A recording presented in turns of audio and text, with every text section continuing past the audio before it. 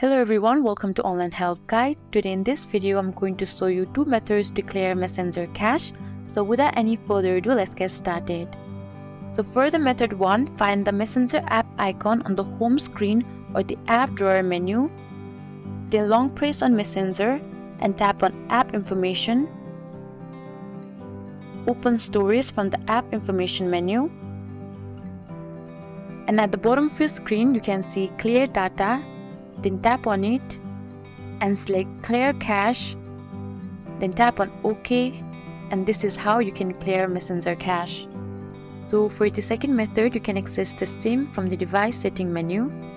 Open Setting on your Android phone. Scroll to Apps menu. Then go to Manage Apps. Now find Messenger from the list or use the search bar at the top to find the app.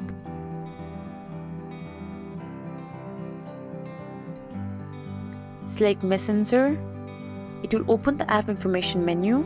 Now go to Stories, and at the bottom of your screen you can see Clear Data. Then tap on it and select Clear Cache and tap on OK. So this is how you can clear Messenger cache.